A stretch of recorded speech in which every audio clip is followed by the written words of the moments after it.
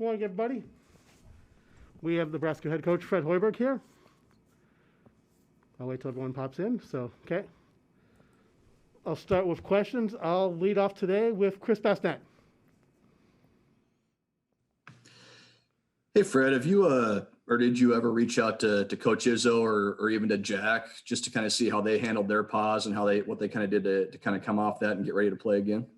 Well, I talked more to Coach Izzo about how he dealt with the virus and how it affected him in coaching, and I talk to Jack every day, and just about how more things are going for him, but I just look at what Michigan State kind of went through in a similar type situation that we're about to go through, playing a lot of games in a short amount of time. And for Michigan State, after their shutdown, they played 3 road games right out of the chute against 3 really good teams. And I saw them progressively get better with each performance. That Rutgers game was a tough one for them. They played much better at Ohio State, and I thought they were terrific against Iowa, especially with their start. And they really shot the ball well after struggling to shoot it those first couple games, which in talking to Jack about that, he said, you'll see, because, it's been the same thing for us right now, just with guys losing their legs and, they got shin splints and, just all kinds of body aches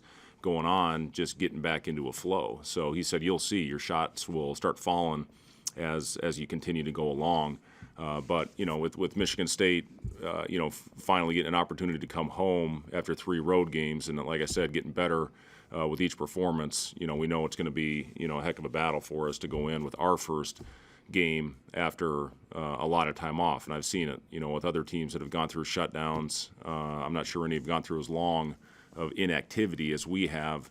It's going to take a while to get it back. In those first couple games, there's struggles involved, and I get it, and I'm realistic about it. I do think we'll go out and compete. We have to do a better job early of getting back and taking away their fast break. That's where they thrive.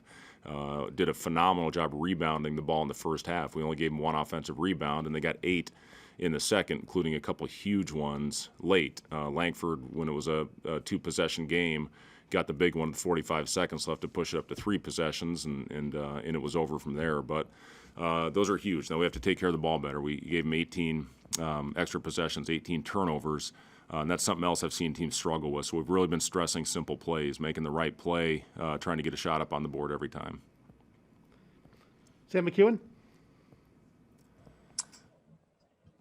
Hey, Coach. Would this be the first game of the season? I know it's an odd circumstance, but will this be the first game of the season where you'll have every player available? And how much will you appreciate having a full front court at your disposal with all those guys? Yeah, it will be the first time. And, I told him I'm going to play him in short bursts, and not just our bigs, everybody, because I know, early on they're going to get winded pretty quickly. So it's about getting them out, hopefully getting a second wind at some point during the game. But I know early it's going to be 2 or 3 times up and down the floor, and they're going to be tired. So we're going to have to shuffle guys in and out. It is great to have the full roster available.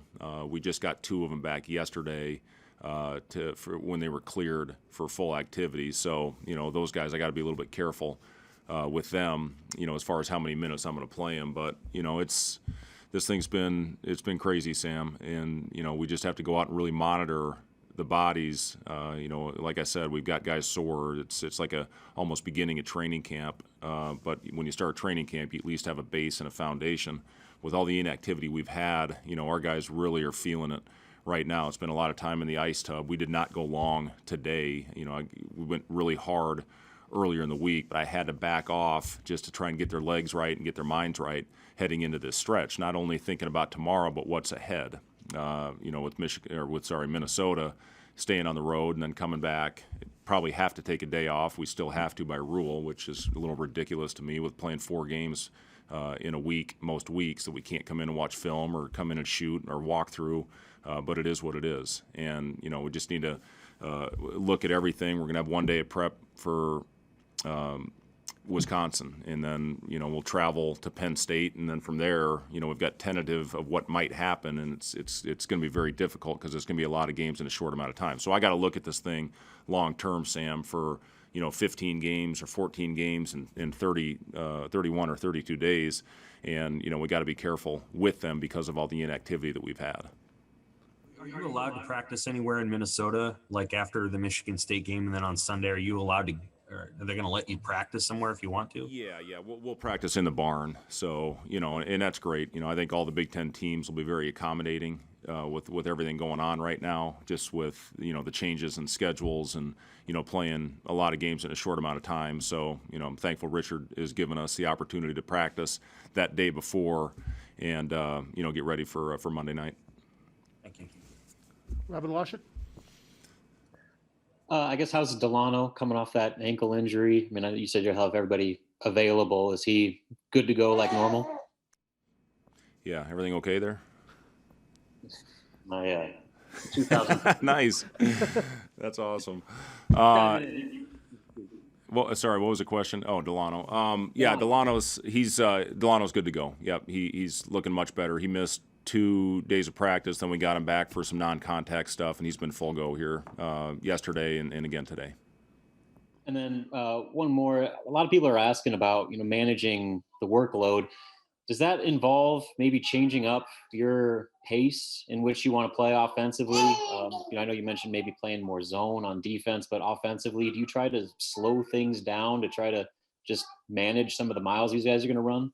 We're still going to try to get the thing up with pace, and if we can have smart attack early in the possession, we'll take it. If not, then we need to get it out and execute. And again, I thought we did a much better job of that in our last game against Indiana, especially as the game went along in the second half. I thought we had really good execution, even on the stretch. I thought we had really good looks. Got fouled a couple times, just didn't convert, obviously. But we'll still look to attack. It's when we're at our best, and if we can. Especially off of misses. If we can get that thing off the rim, we will certainly look to attack as we always do. Michael Bruns?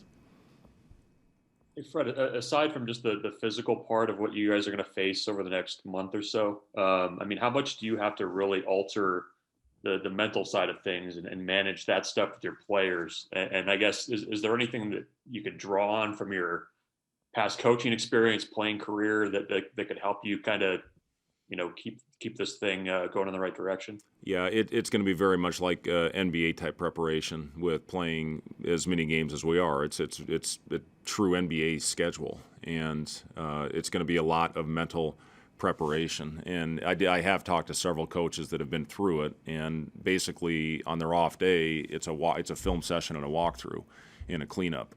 And that's what it's going to be after Michigan State, with as hard as we've gone, early portion of this week with legs being tired, I can only imagine after a full game what they're going to feel like. And, we just have to be careful moving forward with their workloads. And, we'll still get some good quality practice in, especially when we have 2 days leading into it. Or if we take a day off, then we'll practice, get them up and down. I always try to get our teams up and down on after a day off. You have to try to shake rust off and get the timing right. So, we'll still have some of those types of practices, but when it's a true just one game, 1 day prep like we're going to have, especially when you go road to road or if you go home to road, you got to be really cognizant of that and be careful of it. So, yeah, it'll be Minnesota's prep will be basically, walk through film session morning, film session night, get a chance to do it again the next day because of a night game where we'll go a little bit harder on the day of the game. But those in-between days on a one-day prep will be mostly mental. Jacob Padilla? Hey, is there any value to opening up with a team that you have seen before after the big break? I guess. Yeah, I guess, Jacob, the fact that we have seen them, and, it was 2 games ago. I know it felt like a year ago, but, it was one of our last 2 games, and we did some good things in that game. But obviously there was several things that we needed to clean up in order to get over the hump and get the win. But the fact that, yeah, we have seen these guys recently, and, it's a team that we've seen them play a lot of games here in a short amount of time in this last week. So, again, it's going to come down to 3 things for us: taking care of the basketball, rebounding the ball, and getting back in transition. And I don't care who you play; those are generally the three keys that you put up on the board. But especially against a Michigan State team that's coming home after 3 tough losses, we're going to have to do those 3 things well and do the basics well to have a chance. Sam McEwen? Okay, Fred, this is not related exactly to your moment right now, but it's a broader basketball question. And I know you think about these things, and we're kind of working on something about it. The NET rankings this year have included adjusted efficiency, which is points per possession, defensive points per possession, and it's led to some really interesting rankings embedded within the system. And I'm just curious if you've looked at all at that, or what you think of the addition of that metric to the rankings, which seems to prioritize beating really bad teams by a whole bunch of points versus winning games against really good teams by 1 or 2 points. Yeah, absolutely. That's the thing that is going to get a little bit skewed are you going to keep your starters in there for longer stretches to try to really blow teams out and inflate those efficiency numbers?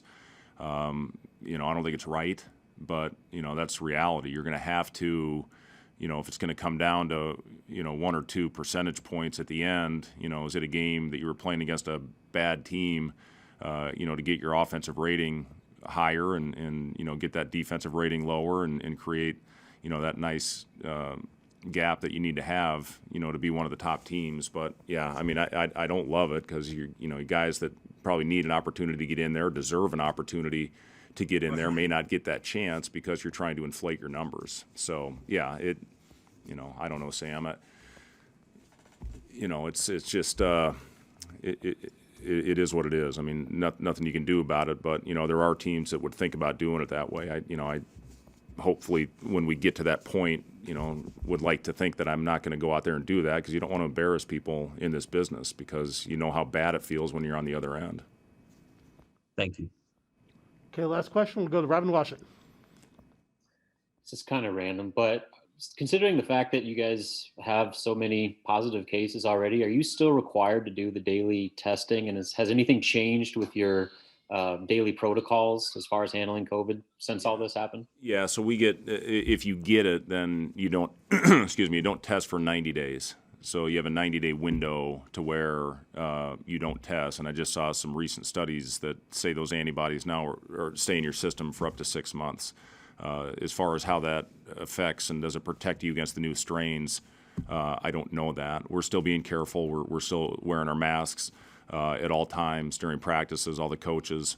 One thing that we will not have, I meant to mention this earlier, I'm not going to travel Doc and Bobby just because, the importance of trying to keep everybody healthy and, minimize the risk as much as possible.